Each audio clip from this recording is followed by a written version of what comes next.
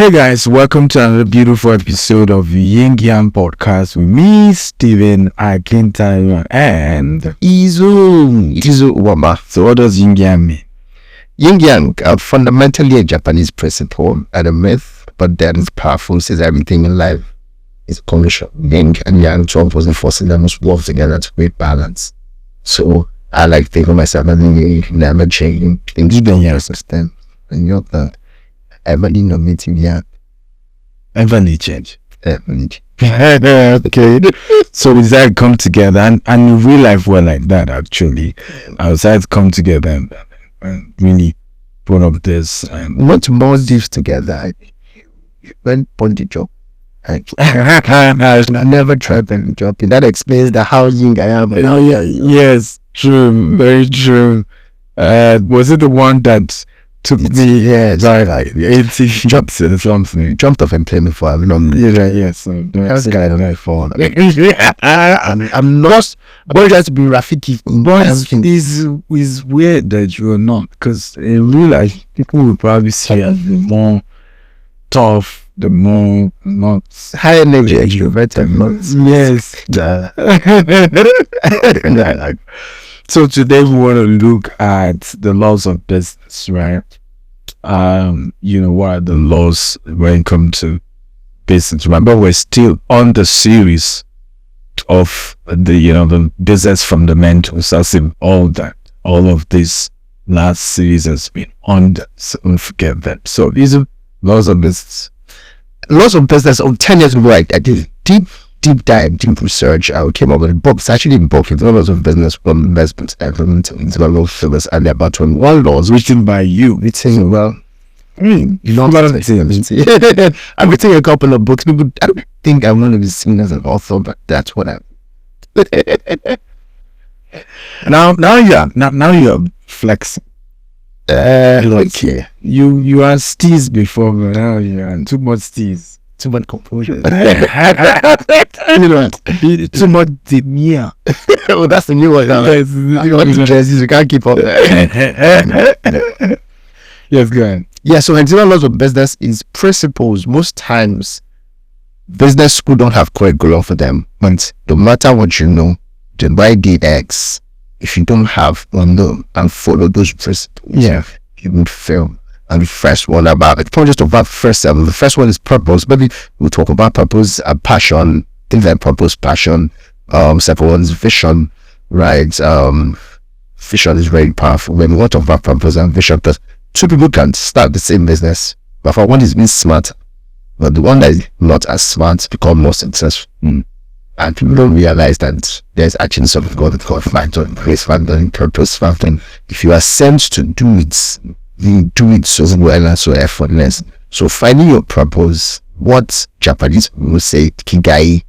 Kigai is 3 circles, right? What you love, what you can be the best at, and what you value you're good at. They must all intersect in a Venn diagram, right? So say it again.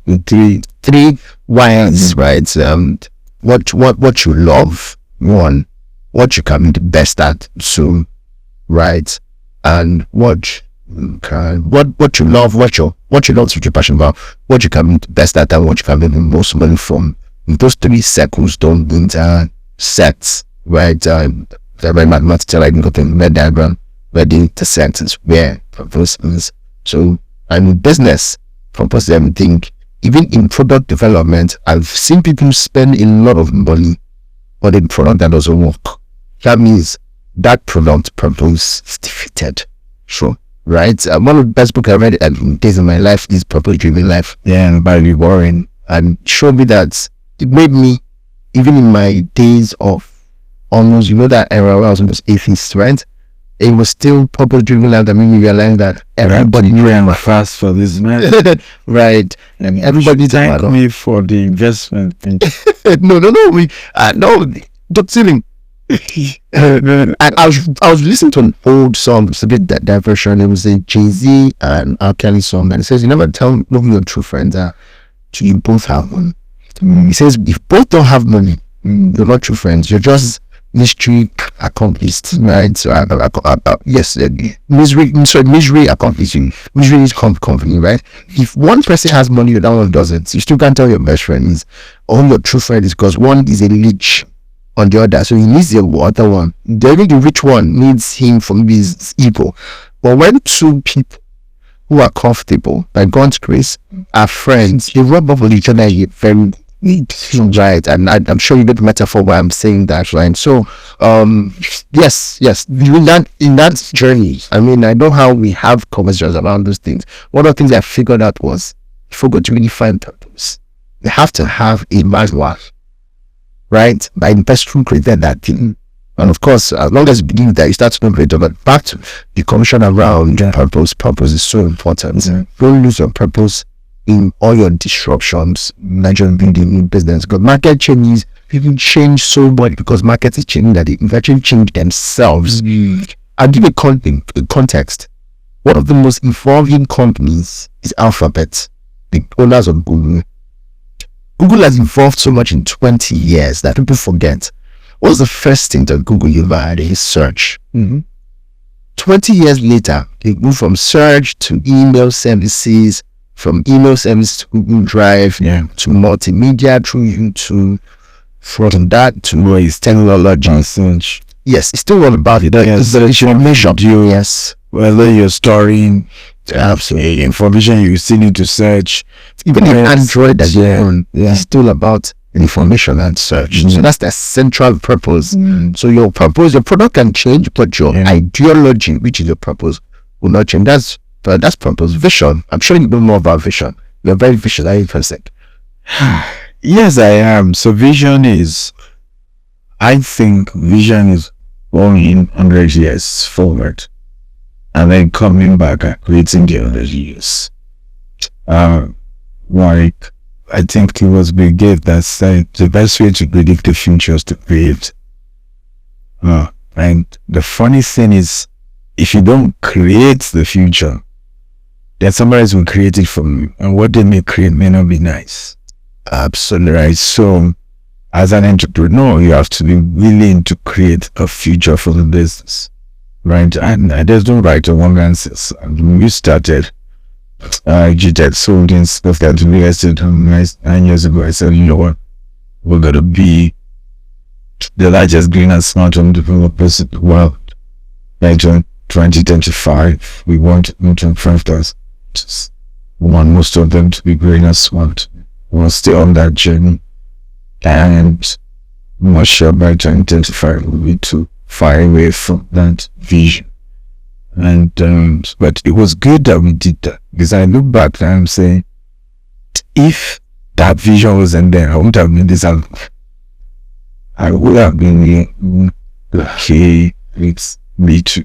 That would be why we do it. Because when you see how hard I work, and it makes you question if I'm actually this successful. There's some those who are close to me are like, okay, we really know, and I've seen people really want to listen where I go from a part of the world that you can get really comfortable, easy.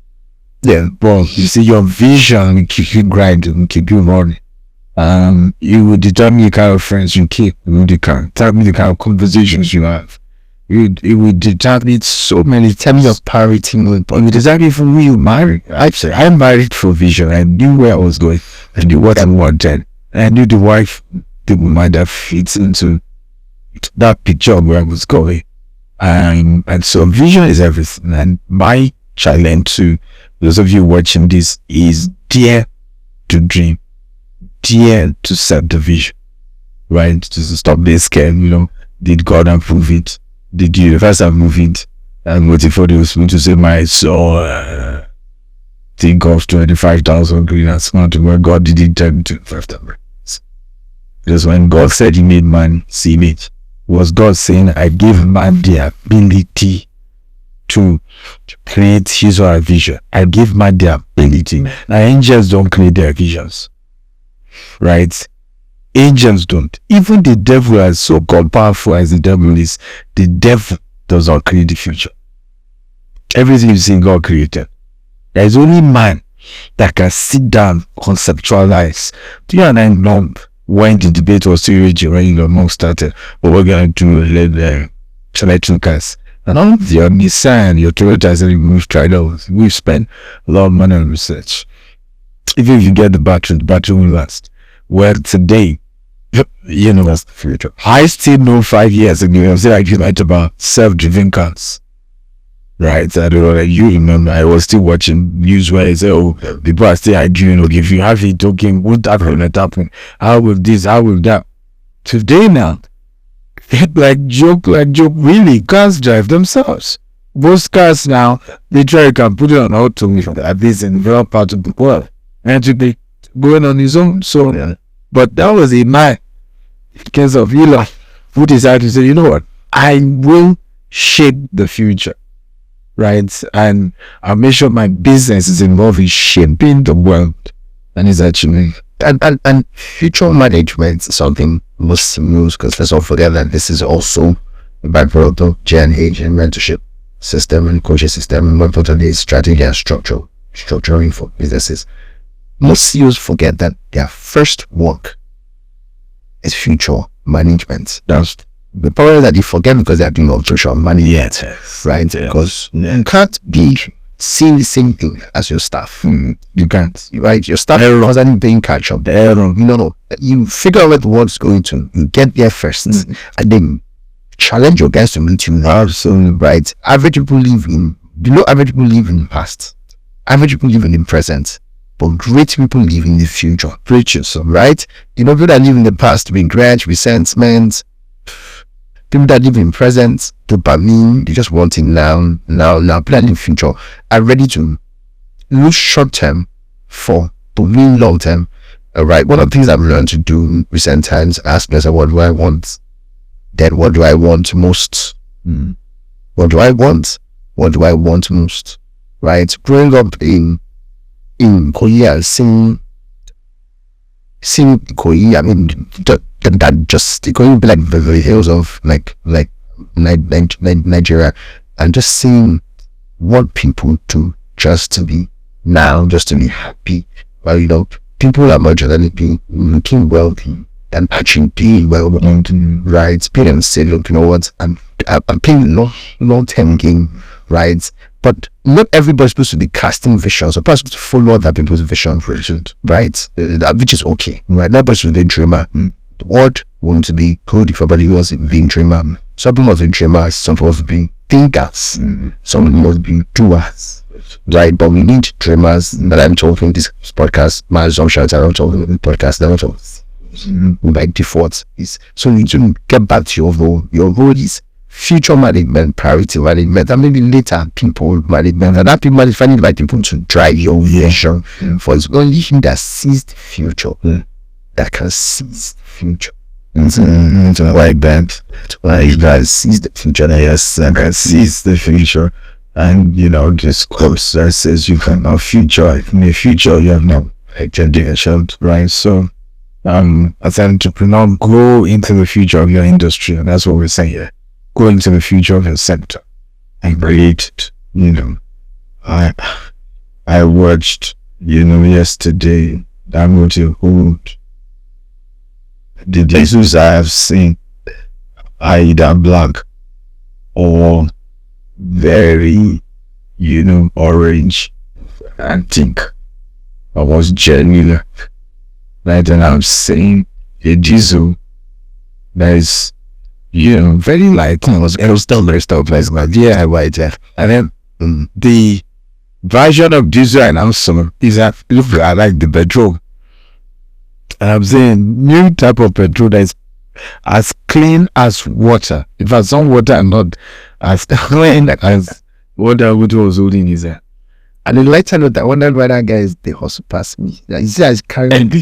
I told like Black Mountain guys, come and ban and petrol. When this guy is a hustle, go ahead, no man. And for the first time saying this is Euro 5 and all of that. But that is video visualism. I'm sure it's 18 years deep. Yes. That's what visualism is. 20 billion dollars after. So I did it. done everything. But and even laws of business, but law 2. Law 1, if you're following, try to catch up, is purpose. Yeah. Law 2 is vision. Right? Law 3 is knowledge. If you knew better, you would do better. A lot of people want to skip the knowing parts and just want to go to the having parts. I don't want to read all these prosperity. I don't want to listen to prosperity message. I don't want to read motivational book. I don't want self-help, but all those guys aspire to aspire. You don't want to aspire. Don't aspiration in your life when you have no problem, no sweats, no problem. You don't want to aspire, but you want it to happen. Right? So knowledge in a country like Nigeria, where before we didn't like to read, now people still don't like to read, but they have better distractions. Sure, I haven't been reading book in the last 1 year. So, right, a lot of people see, even if you put a scratch card in between books as a read, you don't read, which is just one type of learning. So when I say not the stubborn, because I'm trying to use that as a metaphor, a lot of people like to learn, but I'm mentorship, but they're coaching. What's your thoughts on that? when I think first of all, audience need to know that they probably know, but they are still thinking that you cannot rise higher than the quality of information. Say, when you say high flyers in any sector, it's a function of work. Knowledge is very arrogant. When you see confident people, and I'm not talking about arrogant people, I'm saying confident, usually is a function. But when you see people are timid, low self-esteem, is the emptiness that is making them not into puff. Right, that's creating. And that's what I was telling people, industry of investment, like, I'm scared. Matters usually, you know what, the fear of investment. It's just not about investment. Always invest in knowledge of an investment before the investment itself. So you can rise higher, you can go farther than the quality of information you trade with. So as a founder, as a business owner, you have to, and unfortunately, some of what you would really need to go far have to be informal. That's right. Because they really don't teach people how to start, really be a founder in IBA. That's not what they do there. They teach them how to manage what has been founded. Absolutely. Right. That's why most MBAs, the cost of starting an MBA is high. It's way higher. I assume you already have exactly. It's way higher than business, than even what you needed to start the business in itself, right? Let's get most of these Ivy League, Harvard and all that. So in reality, and that's why many of those who have MBAs are not necessarily putting no start business for small time run an existing business will start. Yeah. So you have to be willing to consume knowledge most times informal, right? Connect with those who are ahead, network with them, partner with them, mentorship, job shadow people, exactly, right? Learn by doing. Yeah, there's a type of learn, not everybody learns by reading. Yeah, not everybody learns by learn by observation as well. Yes, because not all the time people will tell you A is equals to B, B is equals to C. Sometimes you just have to notice and even analyze by yourself. Why do they behave this way? Why they do things this way? And this is important because we're in a Gen Z generation. We have Gen Z founders as well. I will tell people, instead of trolling people, just ask questions. Instead of criticizing, just ask questions. If you guys just ask questions, we'll be wiser. About both the tangent to talk about what learning by pain. Learning by pain. And it's something I've been trying to learn intentionally. Because I've realized something in this life, at any point you're walking into trouble or walking out of trouble. True, right? So when you're in that trouble, right, and anything, right, I understand that about life, you don't know what the next one can be. You just pray that God gives us grace. I mean, it could be financial, it could be health, it could be spiritual, it could be social, it could be crisis in your business, it could be damage control in your PR. Now, here's the thing. Learning from pain is when non-desirable things happen, right? Like all cause of desirable difficulty, right? It's something that I think the Bible surely says, I'm strong even in weakness. For you, the Lord will make you strong even in weakness. Yes. Even though you walk through the fire of the shadow of death. Right? What's the next? Yeah, that'll be a pastor. I fear no evil. He didn't say, I will not make you walk through. He says, even though you walk through, right? So learning from pain. Matter of fact, I was reading in psychiatrist told me that once you from 21, your ability to learn thing to pushing by over 50%. The easiest way that your body now learns after 21 is through pain. That's why when experiences happen, what I tell you to regrets, say, what can I learn from this? Last 2 weeks, one of my clients lost a daughter. It took me about a whole week to make that call, to be vulnerable and not to see. The song that would pop in my head when I heard that was this song. I said, song by Jesus, Face Hold This Can Be Life. In the second verse of that song, so when I lost the child, I just used to rap that thing that never made sense. And I realized maybe if you have a child, that's the deepest form of pain. Yeah. Using your child, you're having to. I mean, when the guy told the details, I doesn't know what to do. I said I was kind of this call, and it was just we thought. And for whatever reason, we spoke for 1 hour. I don't know where the strength came. He hadn't left his house in that 2 weeks. I mean, daughter wasn't sick. It was less than a few hours, right? I mean, in the end, I paused and I understood that some people learn from me. I had learned a lot. He had learned a lot, because one of the asking was, okay, so what's the explanation for this one now? Because nothing better to the explanation. I said, okay, it's the same, or he has finished his job. The job did you come to do? At that age to have finished, we just realized that says, what can I learn from this? And I told him there's a Jesus song called Soon You Understand. Maybe not in this lifetime, but people need to be able to ask themselves, what can hold for me? What can I learn from this? I stopped talking to my 5-year-old about what did you learn in school, to what did you learn in school, and who did you help? What you learned, right? So you're going to something, I'm gonna help with this, right? As a matter of fact, one thing I learned is someone's gone through something, I haven't gone through that thing. Best thing I school, like first me somebody else gone through it.